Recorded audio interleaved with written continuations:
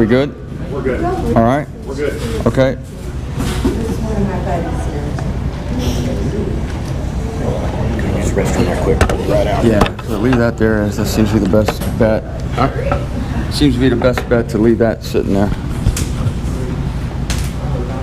All right. Hope everybody rested well. I didn't. But this is what we're here for. You know, you throw yourself into the fellowship and you figure you'll rest when you get home. I love talking about God. I love gathering with people of like mind, and there's nothing like it. A lot of us go a long time without talking or seeing people of a like mind. And so when we get together, we indulge. And so I've been very blessed to be with all of you this weekend. It's not over yet. As soon as Waylan gets out of the bathroom, he'll be addressing you. He didn't take the mic. Yeah, he didn't do what I did yesterday. Took the mic. Yeah, Dave hooked me up with the mic, and I was ready to go, and I had some spare moments, so I went in the bathroom with a live microphone. He's got the earphones on, and I understood then, well, those poor politicians with a hot mic that they don't realize.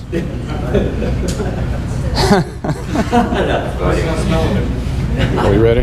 Yeah. Let me get my timer going. You're going to solve her today, right, Wade? Huh? You're going to solve her I'm going to today. solve it today. Good morning. Everybody have a good evening? Okay. The first two lessons, the first lesson we talked about that God was the actual creator of evil.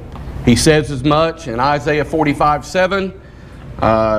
Most emphatically, God takes credit for creating evil. Okay, and we saw throughout that, and we looked at a couple places where it says all things are of God, to try to hammer that thought process down, because religion and society as a whole, you know, only good stuff comes from God, all the bad stuff comes from Satan, and somehow those two are at war with each other. Okay, that, like I said, that you walk in most churches and you would see two gods. You would see Satan and you would see God, the real God, and look around, who's winning?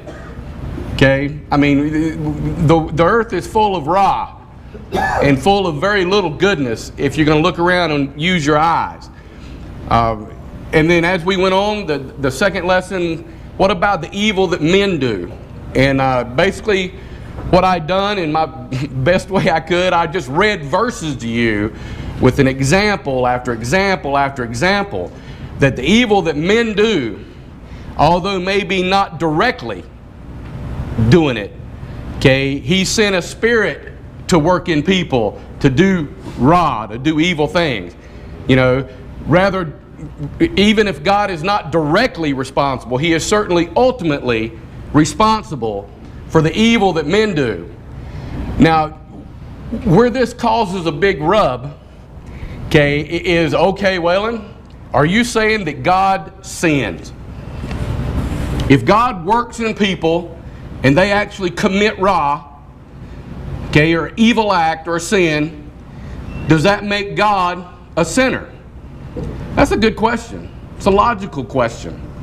Okay, and let me say right up front, that would be a big fat no. Okay, now let me explain. All of us has heard lessons about what sin is. Okay, and to not take time in that, if you sin, all that really means that you missed the mark. Okay, there's some standard, okay, that God set. You missed that standard, okay, and that's a sin. And we're going to look at an example of that. Okay, but what if it was God's intention for this person to do that? And God worked in him and that happened. Okay, then he didn't miss the mark. God would only sin if what he intended to happen didn't actually happen, right? That would be when he actually sinned. Okay, now there's another aspect of that. Not all Ra, not all evil is sin. In fact, you study out the word Ra, and it never particularly says that that's a sin.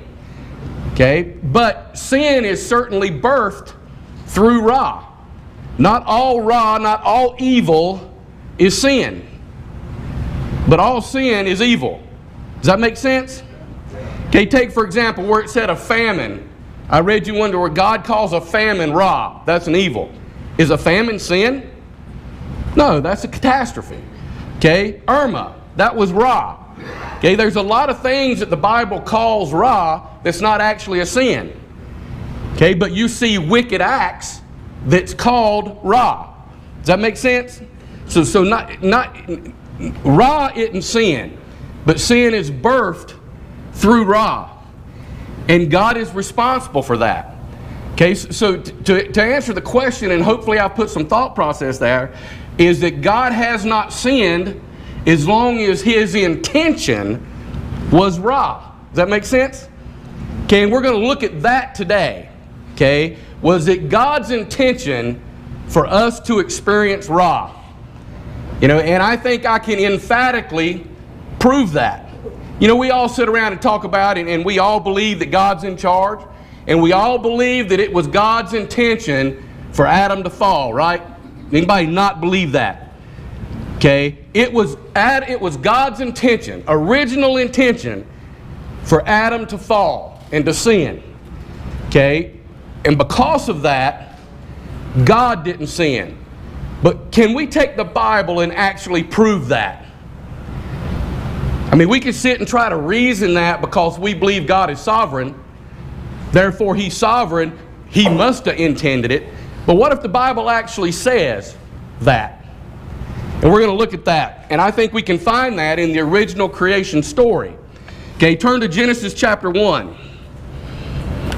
Genesis chapter 1. And we're going to look at a very familiar portion of Scripture. Let's look at Genesis 1:7. It says, "And God made the firmament, and divided the waters which were under the firmament from the waters which were above the firmament, and it was so." Okay, if you read the first 7 verses, you'll find that's where God created the earth. God created the firmament. Okay, and then it says in verse 7, "And it was so." Look down at verse 1:11. "And God said, Let the earth bring forth grass, the herb yielding seed, and the fruit tree yielding fruit after its kinds, whose seed is in itself upon the earth. And it was so." So if you read the verses above that, you'll see where God is dividing the waters and the land, and God is creating herbs. And here God said, "It is so." God said, "Let there be," and it is so. Look down at verse 15. "And let them be for lights in the firmament of the heaven, to give light upon the earth. And it was so." Here's where you see God said, "I'm going to create 2 great lights." So He created the sun and the moon, and they're going to be luminaries in the sky. Okay, and here we see in verse 1:15, "And it was so." In other words, it was complete. Okay, and then you get on down to verse 1:24. "And God said, Let the earth bring forth living creature after his kind, cattle and the creeping thing, and the beast of the earth after his kind. And it was so." You'll read the verses above that, and it keeps telling a story about how God created the whales and God created the creatures of the earth. You see in verse 1:24, "And it was so." Let's begin in verse 26 now. "And God said, Let us make man in our image, after our likeness, and let them have dominion over the fish of the sea and the fowl of the air, and over the cattle, and over the cattle, and over the earth, and over every creeping thing that creepeth upon the earth." It says, "So God created man in His own image. In the image of God created He him, male and female created He them." Now let's look at that, and let's read this from a concordant version, and you'll get a little different reading. That was from the King James. The concordant says, "And saying is Elohim, Make will we humanity in our image, according to our likeness, and sway shall they over the fish of the sea, and over the flower of the heavens, and over the beasts, and over all land life, and over every moving animal moving on the bed. And creating is the Elohim humanity in His image. In the image of Elohim, He creates it, male and female, He creates them." Okay, the words "make" and "creating" there in the concordant, if you look at that, it says, and creating is Elohim, man in Elohim's image. Those two words, the word make and creating there, if you look at the tense of those verbs, it's in the imperfect sense, which means it's an incomplete task. Okay, and if you continue to read those verses where it talks about he created man, guess what phrase is missing? And it was so. Okay, you don't find the words and it was so as it pertains to the creating of man. Okay, turn to chapter 2, verse 9.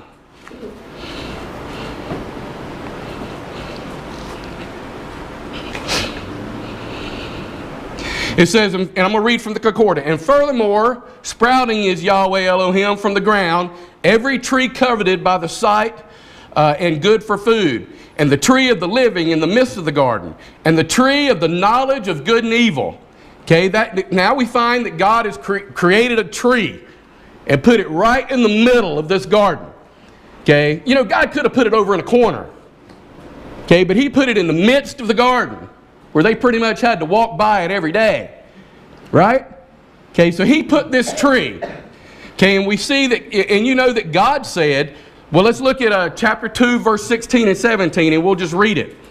And instructing is Yahweh Elohim, the human, saying, from every tree of the garden you are to eat, yea, eat. Yet from the tree of the knowledge of good and evil you are not to be eating from it. For in the day ye eat from it, to die, ye shall be dying. Okay, so God tells man, don't eat of this tree. Okay, that's the standard, right? Now, if they were to eat from that tree, that would be to miss the mark, correct? Right, so that would be a sin. Okay, where did sin come from? The tree of the knowledge of good and evil. The word evil there is the word Ra. You see, God created that tree. God created Ra, or the ability to know it, in Genesis. Okay, so let's look on. So where can we find, and it was so, about the creating of man? Okay, it's there. A lot of us miss it. Turn to Genesis chapter 3, 22. Now, if we read that and you continue to read the story, you'll know that this is after man fell. This is after God came down and everybody was pointing fingers at everybody. You know, the serpent, you know, Adam pointed the finger at the woman put her finger at the serpent. God kind of said, I'm not hearing none of that. Okay, and he began to dish out, this is where it's going to be moving forward. And here we find the declaration from God himself. And saying is Yahweh Elohim, behold, the human becomes as one of us, to know good and evil. That's a strong statement. It's not exactly, and it was so.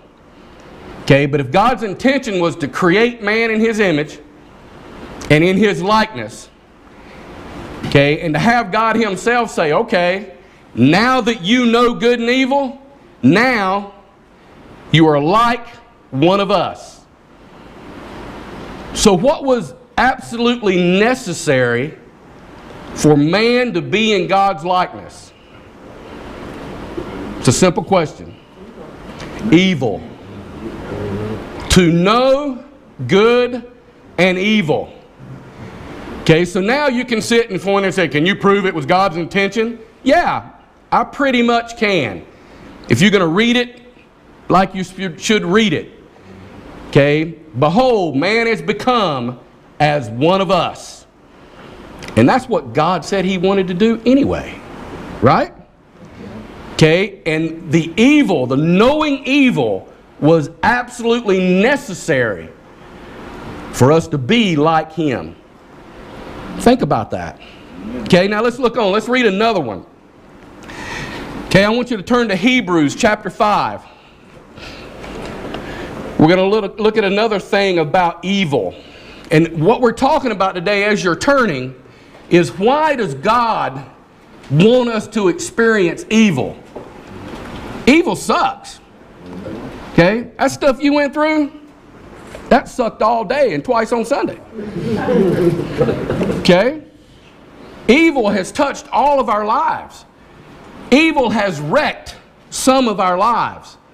We look around and we see destruction and evil, whether it be through catastrophe, or we see the evil that men do and how people's lives are wrecked through sin and evil. Does anyone here really understand that? I don't understand that. Okay? But at least I understand why. Okay, let's look at Hebrews chapter 5, verse 12. For when also, because of the time, ye ought to be teachers, you have need again of one to teach you what are the rudimentary elements of the oracles of God. And you have come to have need of milk, and not solid nourishment. For everyone who is partaking of milk is untried in the word of righteousness, for he is a minor. Now solid nourishment is for the mature, who, because of habit, have faculties exercised for discriminating between the ideal and evil. So knowing evil and being able to discriminate between the evil and the ideal is absolutely mandatory for our move into maturity. Isn't that what this whole verse is telling us? To move into maturity, the mature person can distinguish or discriminate between the good and the evil. Babes, not so much. Okay, so hopefully today some of the things you learn will help us move into a more mature walk with God, a more understanding of why He does what He does, a better understanding of what good and evil actually is. Okay, turn to Job chapter 2.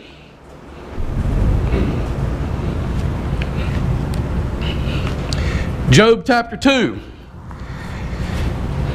Everybody understands how this whole Job thing happened, right?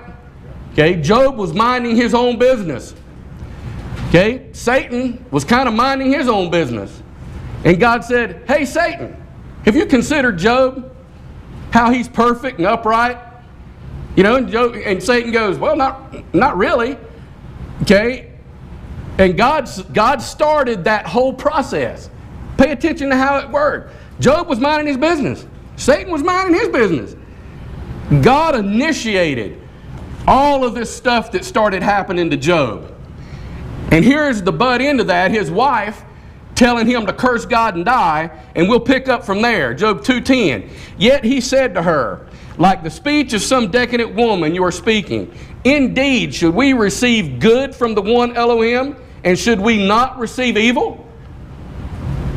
It is a part of life for us to receive good from God and for us to receive evil from God. But He does not do that to us just for the sake of having fun with it. Okay, He doesn't do that to us just to figure out what we would do. He already knows what we're going to do, right? I mean, really? God is testing you. He's not testing you. He knows what you're going to do. A teacher sends a test out to the class, okay, because she wants to know what you've learned, right? Does God need to know what you've learned? Does God not already know where you're at? Right? God sends us evil to mature us, to create us more in His image. Just like we learned in Genesis chapter 1 that the knowledge of evil was absolutely necessary for God Himself to say, behold, man is become as one of us, which was His intention. We find in Hebrews that the knowledge of evil and being able to discern evil and good is a move into maturity. That's what God's intention is. He ain't testing us. He's teaching us. He's not testing us. He's conforming us to His image. He's not testing us. He's maturing us. That's the purpose of evil. What if evil is not a problem to be solved?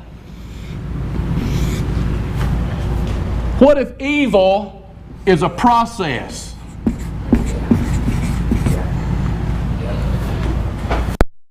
What if evil is part of the process? A problem to be... does God have a problem with evil? No. So there is no problem of evil. The only way we create a problem of evil within our own mind is because we say God has nothing to do with that. That's when it becomes a problem. Okay? And you see a lot of teachers, they'll say, how can you ascribe that atrocity to God? God had nothing to do with it. To say God did that is to say that God is a monster. You know, they say stuff like that. And within their own emotions, okay, they try to rationalize, and probably unintentionally, they create another God. And they create a chaos in which God can't control. And if you do that, we're all in a mess.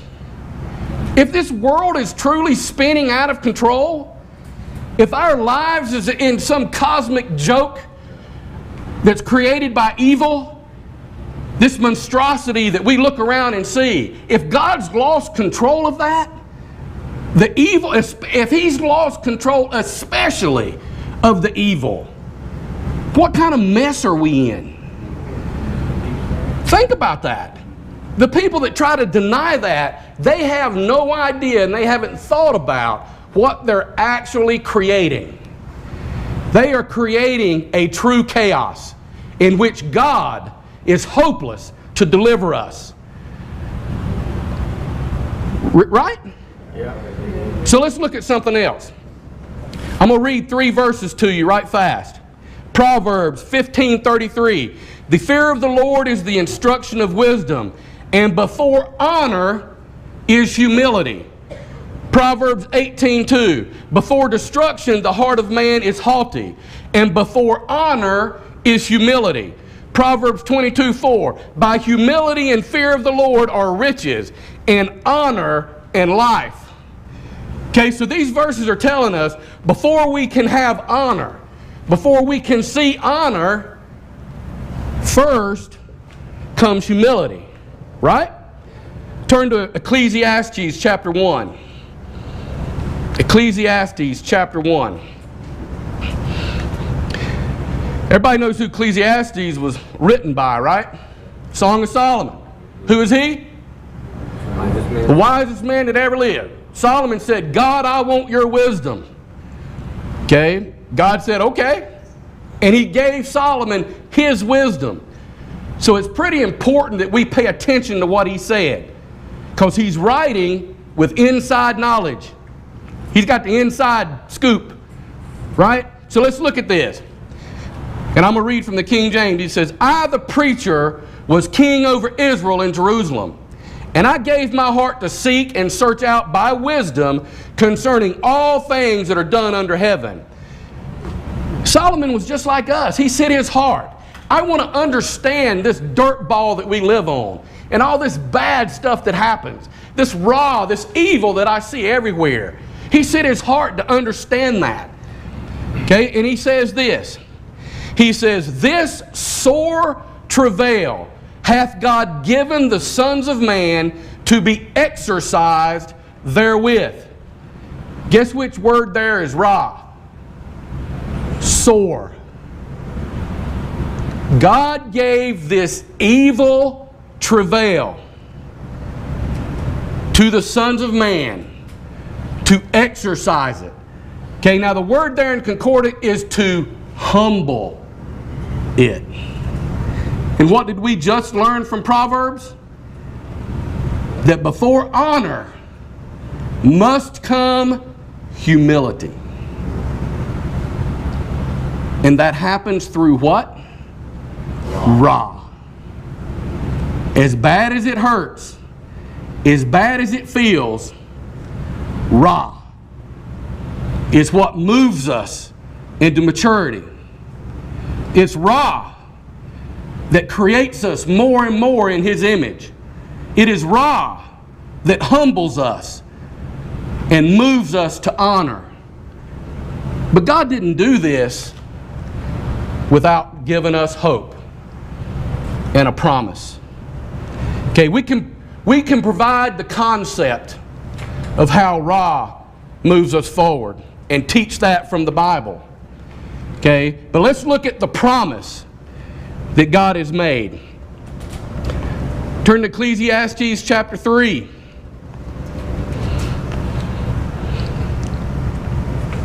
Ecclesiastes chapter 3. And to everything there is a season. This is verse 1. A time to every purpose under heaven. A time to be born, which is a good thing, right? And a time to die, which is probably Ra. Okay? Or if you're suffering, maybe it's a good thing. But you're going to see some contrast here. Okay? A time to plant and a time to pluck up that which is planted. A time to kill and a time to heal. A time to break down and a time to build up. A time to weep and a time to laugh. A time to mourn and a time to dance. A time to cast away stones and a time to gather stones together. A time to embrace, a time to refrain from embracing. A time to get and a time to lose. A time to keep and a time to cast away. A time to rend and a time to sow. A time to keep silent and a time to speak. There's a time to love and a time to hate. A time of war and a time of peace. What profit hath he that worketh in that wherein he laboreth? I have seen the travail that God hath given the sons of men to exercise it, to humble it. Okay? God give us that. Okay? Here's the promise. He hath made everything beautiful in His time. His time.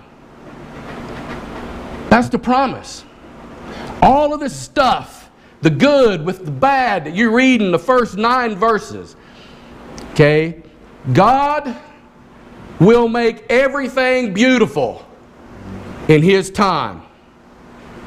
In His time. That's what we can look forward to. A step into maturity is an understanding God's got this. And as bad as it hurts, and as much as you want to give up, God is moving you into maturity.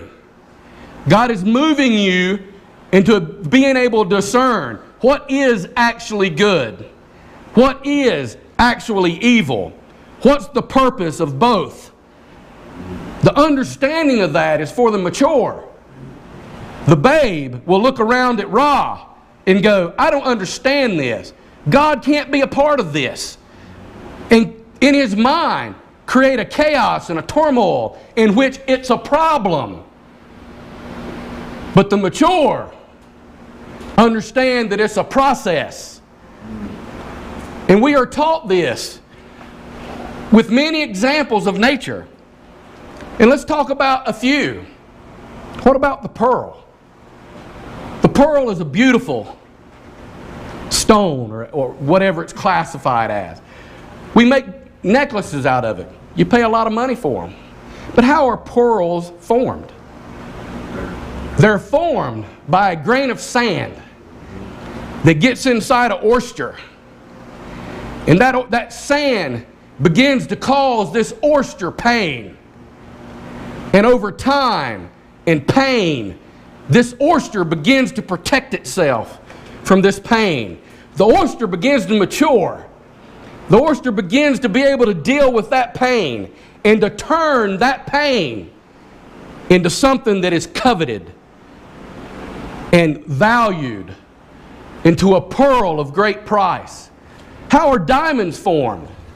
They start as a coal, a piece of coal, dirty dirt, carbon. And over centuries of pressure and heat, continuous turmoil over this dirty dirt, coal, carbon thing,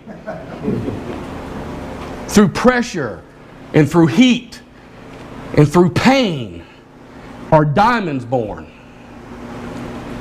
It's a process, not a problem. Evil's never been a problem. It was intended by God.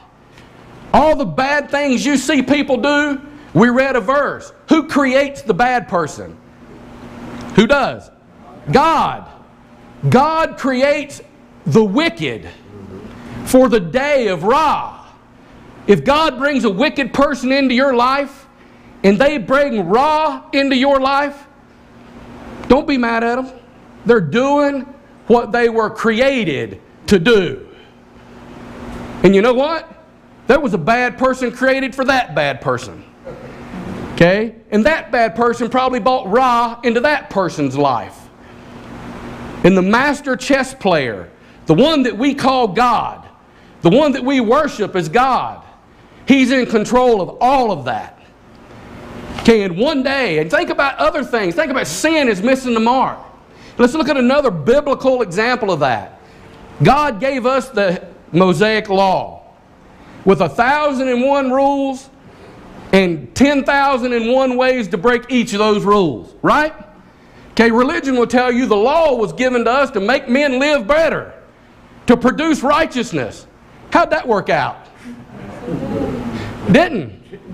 But we learn from Galatians and from Romans that the law was created and intended to increase sin, right?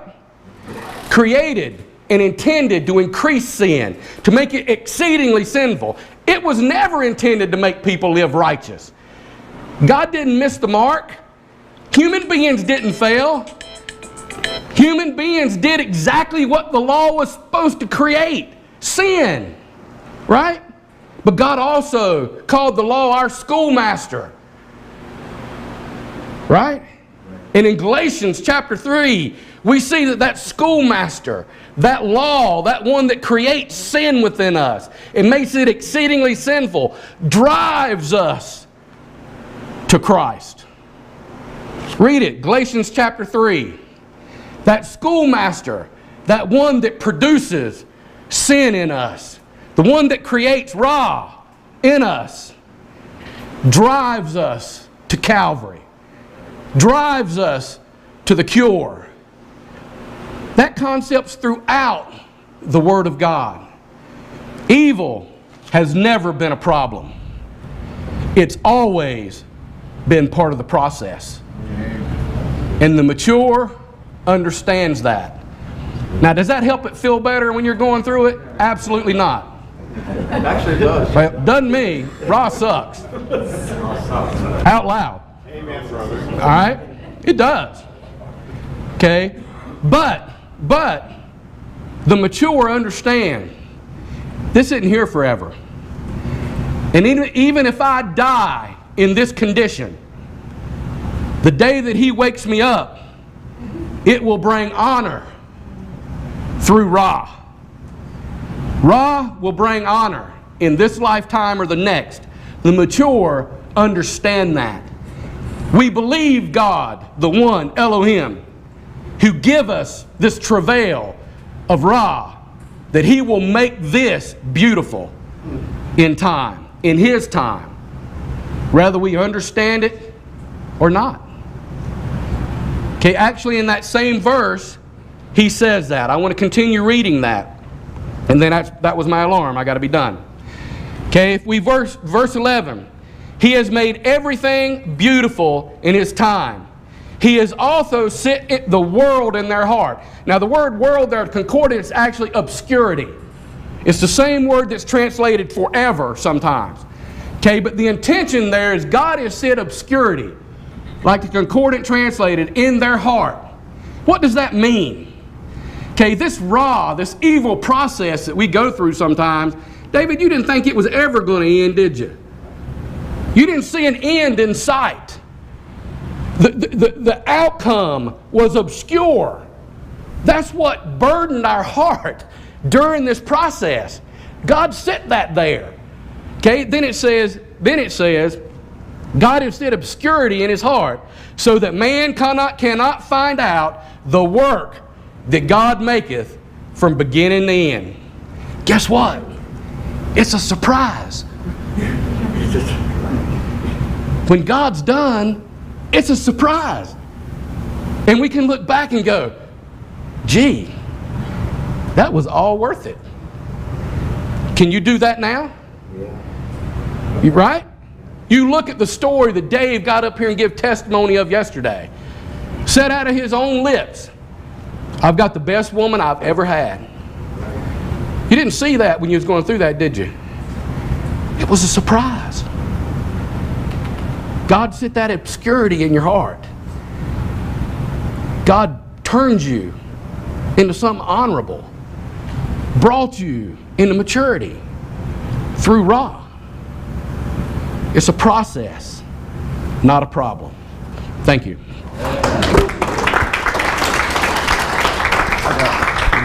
Thank you. Yeah, I mean, I know it's going to work out in the end, but that does help in the interim. It helps you put things in perspective as you're going through it.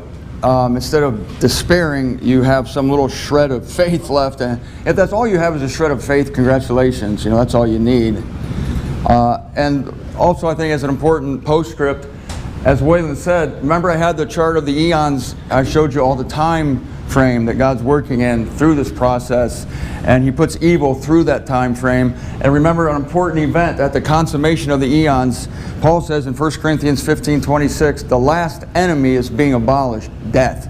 Death is the last enemy, and death isn't evil. But if death is the last enemy, then all evil will have been abolished before it. And so there comes a time when we're done with this evil, it's worked in us, it's produced this maturity, it's produced a knowing of God, a knowing of good and evil, it's brought us all these wonderful things. And the beautiful thing now is that all the wonderful things stay with us. Everything we've gained from the process stays with us, and the evil finally goes away. God doesn't need it anymore. It was a scaffolding on a house to build the house. When you're watching them build a house, they have this ugly scaffolding up, or they're building a highway. It's a mess. There's trucks, they're backing up, they're digging the dirt. It's a big hassle. But in a year or two, or 3 or 4 years, you have a beautiful highway, you have a beautiful building. And when the highway's finished, they take the trucks away, they take the orange barrels away. When the house is finished, the scaffolding comes down. And when God is finished with this process, the scaffolding that produced it, evil, is dismantled. Evil is abolished forever. It was a temporary expedient. It was temporary. It's going away. It doesn't last forever. But the good things we got from it do. All right, we're going to take a 10-minute break, and we'll be back with the next guy.